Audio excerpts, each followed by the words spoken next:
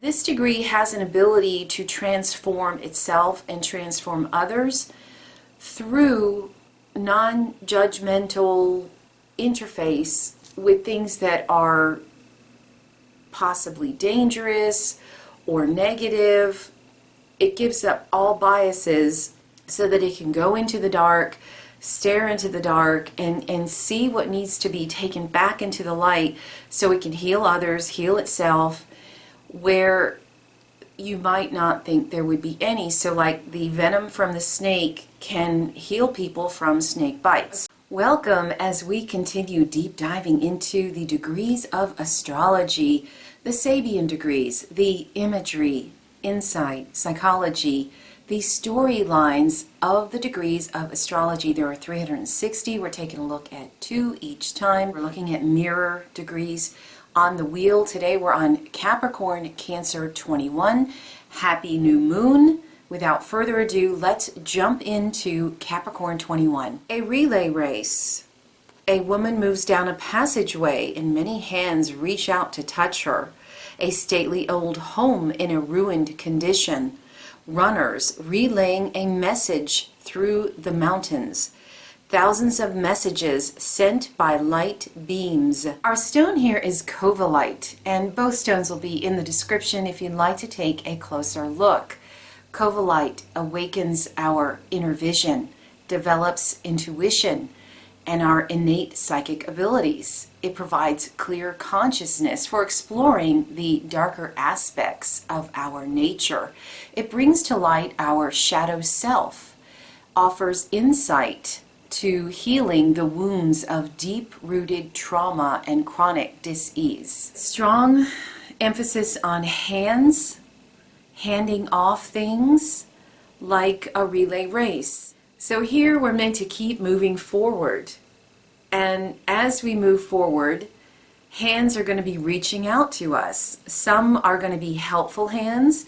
Some may try to hold us back, but which are to our benefit, which are not, is the question. We're reminded of a wolf in sheep's clothing, or the government saying, hey, calm down, everything's all right, we're here to help you. You know, is it a good thing? Is it a bad thing? We have to have discernment here. And oftentimes, things that are, you know, when you reach out and you say, oh, I need help, help comes to you, but is it really helping you? Like medicine that could actually be hindering you, or a hindrance that stops you when, you know, you want to run forward, but slowing down is really the better course of action. So if we take medicine when we cry wolf, and this is just an example and zero judgment here, I'm just trying to explain what I'm trying to convey. But when we say, oh, I have a pain, and we end up at the doctor's office and they're like, oh, sure, I know what you need. Take these pills. Let's see how you feel in a couple weeks. Well, sometimes we're meant to feel the pain or work through the pain, or the pain is just trying to get our attention of some psychological issue, but it comes through in our physical body. So sometimes medication is not necessarily the correct course of action. And it's up to you to decide which is helpful, which is not. And the same can go for hindrances. Sometimes we're being held back for a reason. There's right timing in all things. And it's up to us to keep tapping into our higher self and learning to trust our body and knowing, do I just need some rest? Do I really need, you know, an aspirin? Maybe I'm just thirsty. It's learning to tap into our higher power, higher self, to have discernment. People crying out for help and help coming to you that you may not necessarily want could be going on here. Let's talk about the relay race. So this is competition at group level, and that so there's a theme of groups, and there's a theme of racing, of moving forward. Sometimes it's better to hold it back. Sometimes it's better to go forward. Again, like with the hands, reaching out or helping or hindering. So in a relay race, you're in a group and you take turns who goes out ahead. And while the rest reserve their energy, the one gives it their all at right timing and they move forward. And together, they can go across the mountain. Sense of competition, but with a group mindset. And that can be outwardly in a social aspect where, you know, you're part of a team and you take turns based on each other's biggest strengths, and together you're like, wow, you know, you're a tremendous power. Inwardly, it can be pulling forward your strengths that you have in different areas of your being, and you let them come out forward when the time is right. So it's that dance. There's an ebb and flow going on here. Let's talk about the stately house in ruined condition. It's a point of perception here, and that is the key as well, that we want to rise above and look at things from a high vantage point so that we can understand what's the next move. But with the house, there's a couple of trains of thought. Sometimes you want to tear it down because it's ruined. Sometimes you want to preserve it to the nth degree of what it was supposed to be when it was first built, historically preserved. Others want to make it beautiful, preserve some of it, but then give it the conveniences of a modern home. Others just want to leave it alone. It's beautiful the way it is. Let it be. And none of it is a moral imperative. We each have to decide these things for ourselves. So it's taking a look at situations in a new way, allowing ourselves to be non-judgmental, almost non-judgmental in all things, because sometimes it's a boyfriend with fangs, and yeah, he may have fangs, but it's because you're meant to learn a certain lesson from him. And it's not to change him, to yank out the fangs. It's to appreciate all things for what they are. All things have purpose. All things have an ebb and flow and a cycle of life. There's a cycle of growth and a cycle of decay, and becoming non-judgmental allows us to know which things need to be changed, which things don't, which help us move forward, which things hold us back, and all things get us there in the end. Also, allowing ourselves to experience all things without security and defenses up. And if we allow ourselves to experience all that is, all that comes up, just let it flow through, we tap into the wisdom of our emotions.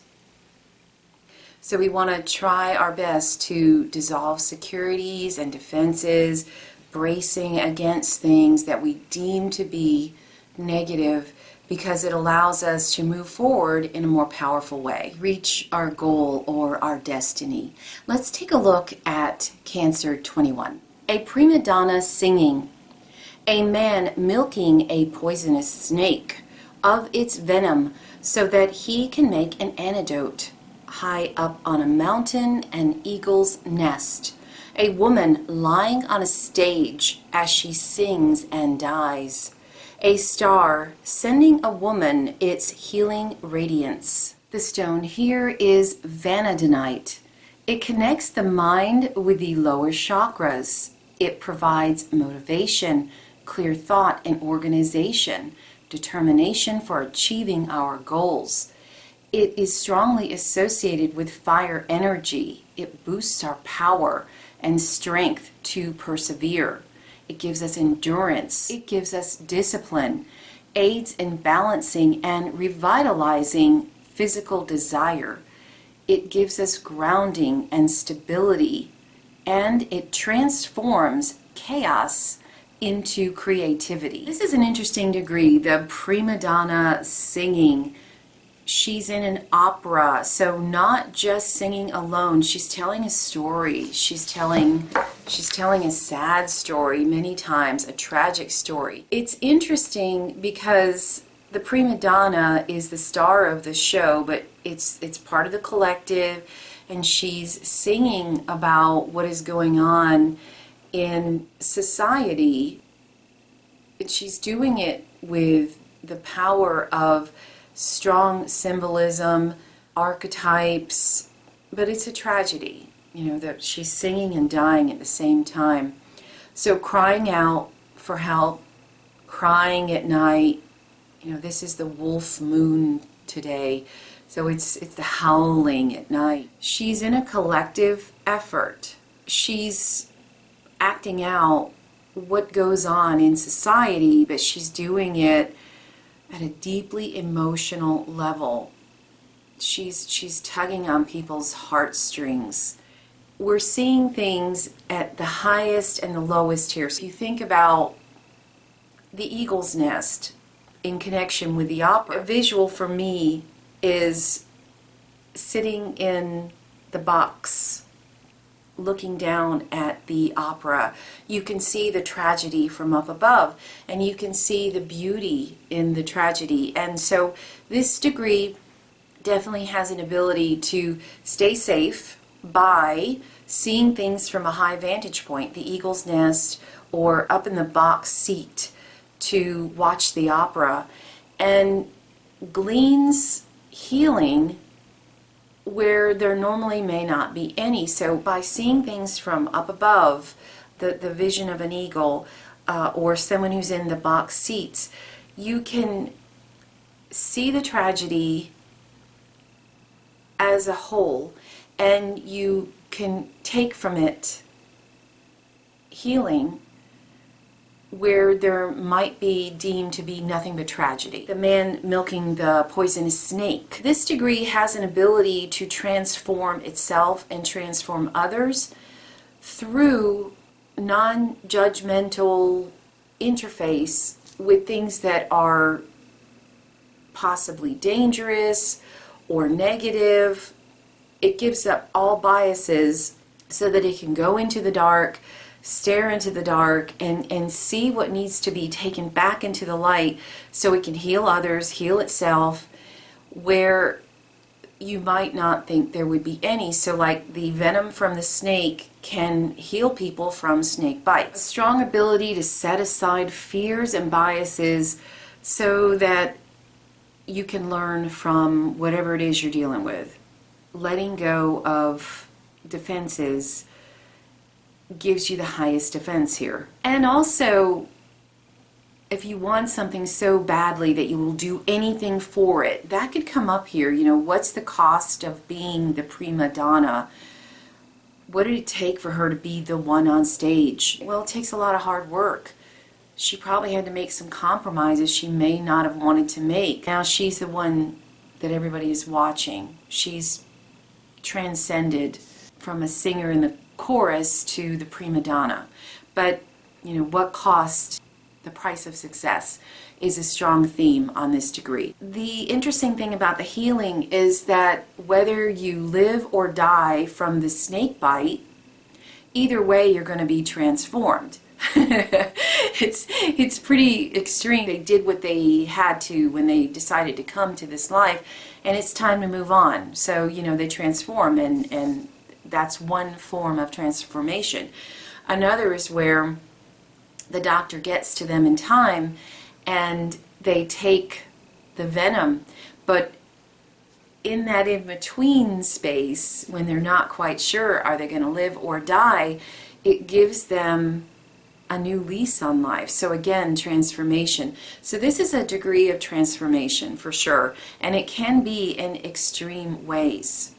And it's having the magic glasses to see negativity in a positive way, just taking it in and knowing that every experience, there is something to be gleaned from it, whether it is positive and roses and sunshine, or it is somebody singing and dying on a stage. whether it's someone who is bit by a snake and they do die, or they actually survive. So there's something to be gleaned from every experience, but you have to have eyes to see it. Otherwise, this degree could be steeped in tragedy and just not know how to get out of it. So put your magic glasses on this one. Be the eagle up in the nest where you are protected, and you can see whatever you need to see. You can see where your next meal is coming from. You can see where danger is and you need to stay away from it. Those are some points of things to meditate on. Vanadilite is a beautiful stone. It's got a cube structure and a beautiful color. Both have very deep, intense colors. I think the cubing, it has a structure in a way where you want to put things together like building blocks. It's really an interesting thing, so take a look at those pictures.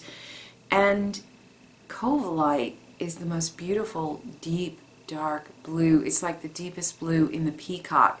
So both very interesting, worth a look at. Strong healing capacity, strong ability to reach out to people with our voices and our hands in healing ways, and changing our perception to see things in new and exciting ways that can be healing if we just change our perception. Messages and hands and racing. So that's what I have for you today. Thank you so much for being here. Give me a like if you're enjoying this, subscribe for more, and take care until next time.